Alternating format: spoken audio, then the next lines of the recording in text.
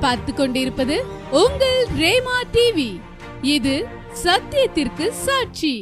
ஆண்டவராகிய இயேசு கிறிஸ்துவின் நாமத்தினாலே உங்கள் யாவருக்கும் என்னுடைய அன்பின் வாழ்த்துக்கள். பிரியமானவர்களே, சகலவிதமான ஆறுதலின் தேவனானவர் உங்கள் ஒவ்வொருவருக்கும்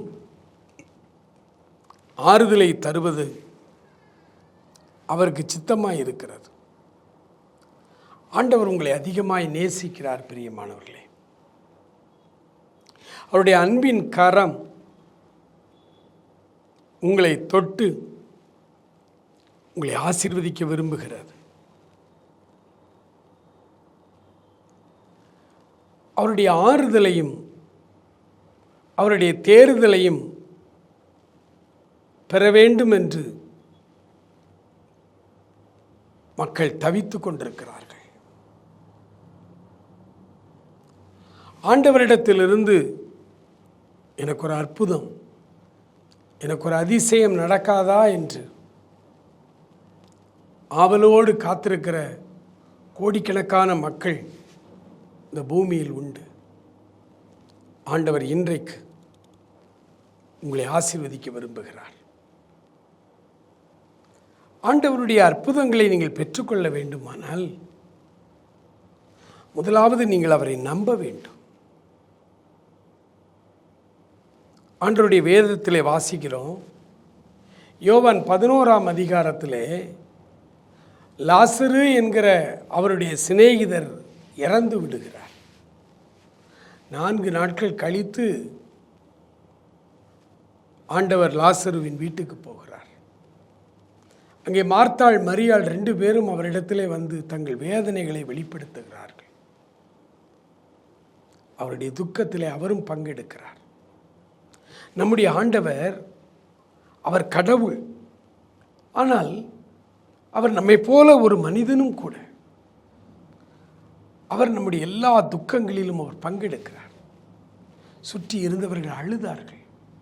வேதம் சொல்லுகிறது, இயேசு கண்ணீர் விட்டார்.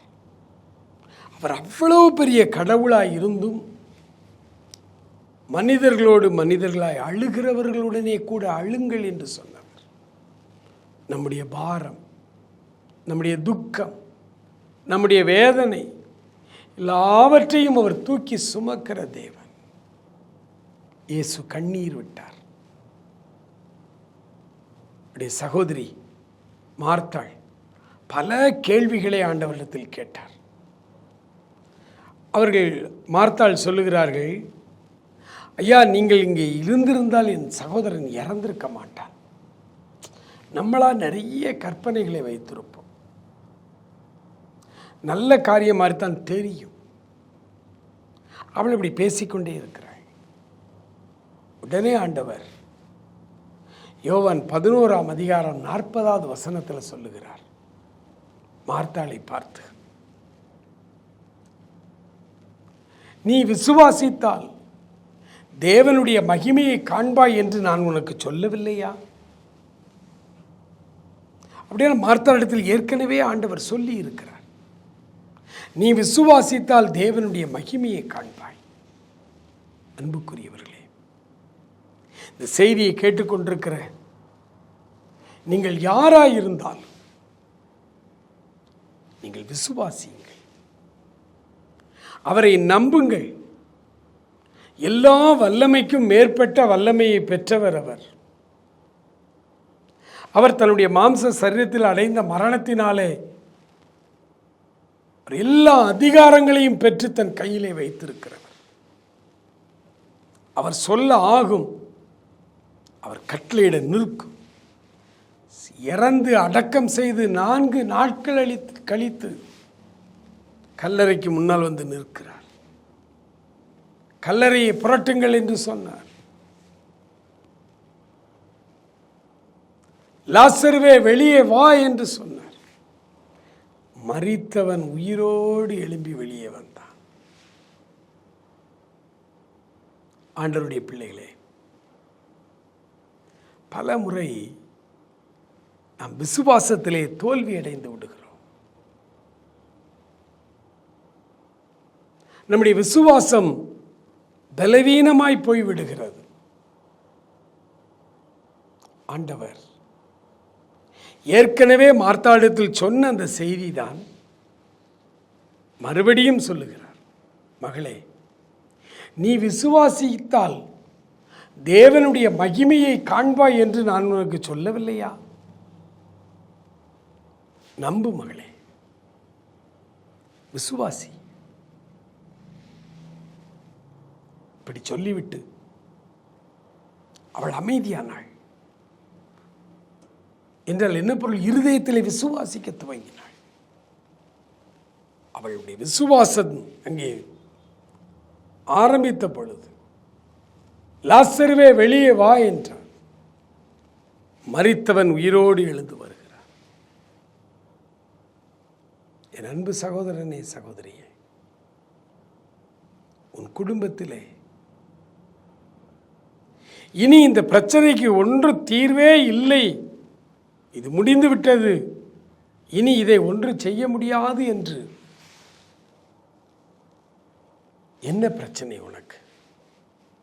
இப்பொழுது ஏசாமிட்ட சொல், அப்பாட்ட இப்ப சொல், ஆண்டவரே என் குடும்பத்தில் இந்த பிரச்சனை, என் கணவரை திருத்தவே முடியாது ஆண்டவரே, அவர் மதுவுக்கு அவ்வளவு அடிமையாய் கிடக்கிறார். ஒருவேளை இனி ஆண்டவரால் கூட ஒன்று செய்ய முடியாது என்று ஒருவேளை நீங்கள் ஜெபிக்கிறதே நிறுத்தி இருந்தாலும் கூட இன்றைக்கு இந்த வார்த்தை உங்களுக்கு நேராய் வருகிறது. மகளே, நீ விசுவாசித்தால் தேவனுடைய மகிமையை காண்பாய் என்று நான் உனக்கு சொல்லவில்லையா? அன்போடு கேட்கிறார். ஏன் என்னை நீ மறந்தாய்? ஏன் நீ என்னை விட்டு தூரமாய் போனாய்? வேதனையிலே ஆண்டவர் நின்று கொண்டிருக்கிறார். அவருக்கு ஒரு வினாடி போதும் உன்னுடைய பிரச்சனைகளை மாற்ற, உன்னுடைய போராட்டங்களை மாற்ற, உன்னுடைய கடன் பாரங்களை மாற்ற அவருக்கு ஒரு நிமிடம் போதும். ஆனால் அவ்வளவு மகிமையான ஆண்டவருடைய அற்புதம் உனக்குள்ளே நேரடியாய் நீ அதை பெற்று அனுபவிக்க வேண்டுமானால் நீ விசுவாசிக்க வேண்டும், நீ நம்ப வேண்டும், நீ சம்மதிக்க வேண்டும். ஆதி பக்தர்கள் உபத்திரவ காலங்களில் விடுதலை பெற சம்மதியாமல் வாதிக்கப்பட்டார்கள். இன்னைக்கு நாமும் கூட பல நேரங்களில் உலகம் நம்மை வாதிக்கிறது, விடுதலை பெற சம்மதியாமல் வாதிக்கப்பட்டு கொண்டிருக்கிறோம். அதற்கு காரணம் நாம் அவரை நம்புவதில்லை. மற்றவர்களுக்கு அவருடைய நம்பிக்கையை குறித்து பேசுகிறோம், மற்றவர்களுக்கு விசுவாசத்தை குறித்து விலாவாரியாய் பிரசங்கம் பண்ணுகிறோம்.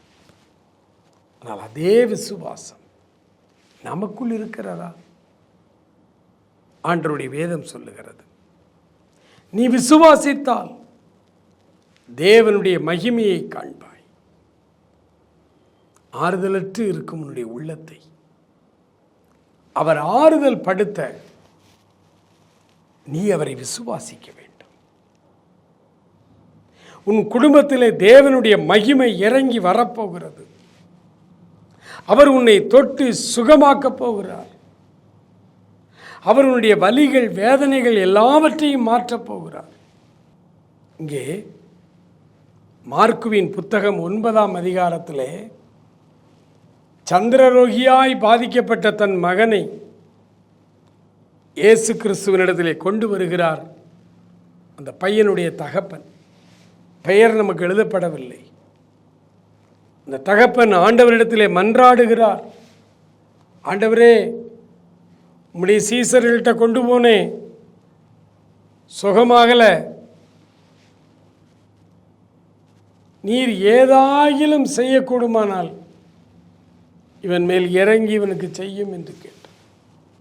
மோரலஸ் விசுவாச நம்பிக்கையில் இழந்த நிலைமை எல்லா இடங்களிலும் பார்த்து விட்டார். அவருடைய சீஷர்கள் பேய்களை விரட்டுகிறார்கள் என்று கேள்விப்பட்டு சீசர்களிடத்தை கொண்டு வந்தார். சீசர்களாலும் அதை விரட்ட முடியவில்லை. நம்பிக்கை இன்மையிலே நின்று கொண்டிருக்கிறார். இயேசுவினிடத்திலே வருகிறார். இயேசுநாதர் இந்த பையனுடைய தகப்பனாரை பார்த்து பேசுகிறார். அப்போ சொன்ன, நீ விசுவாசிக்க கூடுமானால் ஆகும். பையனுடைய தகப்பன் சொல்றாரு, நீர் ஏதாகிலும் செய்யக்கூடுமானால் மனம் இறங்கி இவனுக்கு செய்யுங்கன்னு சொல்றார். பாண்டர் சொல்றாரு, நீ விசுவாசிக்க கூடுமானால் ஆகும். விசுவாசிக்கிறவனுக்கு எல்லாம் கூடும். இவ்வளவு ஆச்சரியமான ஆறுதலான வார்த்தை பாருங்கள். விசுவாசிக்கிறவனுக்கு எல்லாம் கூடும். ஆண்டவரை மாத்திரம் நம்பி ஜீவிக்கிறவர்கள் ஒரு நாளும் கைவிடப்பட்டதில்லை. பிரச்சனைகள் வரும், போராட்டங்கள் வரும். அதன் நடுவிலே தேவன் பேரில் வைக்கும் விசுவாசத்தை ஒரு நாளும் நாம் விட்டுவிடாமல் இருந்தால் வந்த பிரச்சனை சூரியனை கண்ட பனி போல அப்படியே அது அகன்று போய்விடும். அப்படியே அகன்று போய்விடும். அந்த தகப்பன் சொன்னார், நம்புறேன் ஆண்டவரே, விசுவாசிக்கிறேன் ஆண்டவரே, ஆனாலும் என் அவிசுவாசம் நீங்க எனக்கு உதவி செய்யும். ஓப்பனா ஆண்டவர்கிட்ட தெளிவாய் தன்னுடைய நிலைமையை சொன்ன மனுஷன் உடனடியாய் ஆசீர்வதிக்கப்படுகிறதை பார்க்கிறோம். உடனடியாய் அவருடைய மகன் குணமாகிறதை பார்க்கிறோம். நீங்களும் நானும் ஆண்டவரிடத்தில் உண்மையாக நம்முடைய உள்ளத்தை திறந்து அவரிடத்தில் சொல்ல பழகிக்கொள்ளும்.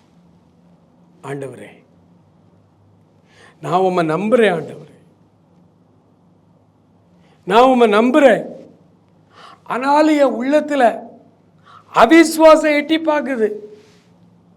என் அவிசுவாசம் நீங்க எனக்கு உதவி செய்யும் என்று பாரத்தோடு இப்ப ஜெபம் பண்ணுவோமா? பாரத்தோடு ஜெபம் பண்ணுவோமா? ஸ்தோத்திரம் ஆண்டவரே, நன்றியோடுமை துதிக்கிறோம், நன்றியோடுமை துதிக்கிறோம் ஆண்டவரே, ஸ்தோத்தரிக்கிறோம் அப்பா. உடைய தெய்வீக வல்லமையை உணர்கிறோம். உடைய அற்புதமான விடுதலையின் ஆவியானவர் எங்கள் நடுவிலே இருக்கிறதற்காய் நன்றி செலுத்துகிறோம் ஆண்டவரே. விசுவாசத்தோடு நான் இப்பொழுது ஜெபிக்கிறேன். யார் யார் இந்த தொலைக்காட்சி நிகழ்ச்சிகளை ஆண்டவரே, இந்த யூடியூப்பில் சமூக வலைதளங்கள் வழியாக, ஆண்டவரே இன்ஸ்டா வழியாக, ஆண்டவரே டிவி சேனல் வழியாக ஆண்டவரே பார்த்து கொண்டிருக்கிற ஒவ்வொருவரையும் ஆண்டவரே நீர் இப்பொழுது ஆசீர்வதித்து அவர்களை ஆறுதல் படுத்தி அவர்களுக்கு அற்புத தெய்வீக சுகத்தை கட்டளையிடும்படியாய் ஜெபிக்கிறோம். அவர்கள் விசுவாசிக்கிறார்கள், ஆனாலும் அவர்கள் அவிசுவாச நீங்க அவர்களுக்கு உதவி செய்து அவர்களை பூரணமாய் குணமாக்கும். அமேன், அமேன். உடைய வல்லமை புறப்பட்டுகிறதற்காய் ஸ்தோத்திரம். வல்லமை உடைய பிள்ளைகளை தொடுகிறதற்காய் ஸ்தோத்திரம். கட்டிகள் இயேசுவின் நாமத்தில் இப்பொழுது மறைகிறது, அதற்காய் ஸ்தோத்திரம். கர்த்தர் பெரிய காரியங்களை செய்யும். ஆசீர்வதியும். துதிகன மகிமை எல்லாவற்றையும் எடுத்துக்கொள்ளும். இயேசு கிறிஸ்துவின் இன்ப நாமத்தில் ஜெபிக்கிறோம் எங்கள் அருமை பிதாவே. ஆமேன், ஆமேன்.